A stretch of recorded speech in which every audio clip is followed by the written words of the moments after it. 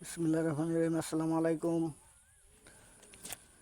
যে যেখান থেকে আমার এই ভিডিওটা দেখতেছেন, আমার ভিডিওটাকে আপনারা বেশি বেশি করে শেয়ার করবেন, আমাকে লাইক দিবেন এবং আমাকে সাবস্ক্রাইব করবেন। আমি এখন যাতে আপনাদেরকে ভালো ভালো ভিডিও দিতে পারি, ছাড়তে পারি, আপনারা উপভোগ করতে পারেন। দেখতেছেন যে যে মরিচ ক্ষেতটা মরিচ তুলতেছি, এইটা হলো মরিচ ক্ষেতটা আমার নিজের মরিচ ক্ষেতেই আমি মরিচ উঠাইতেছি। আমি একজন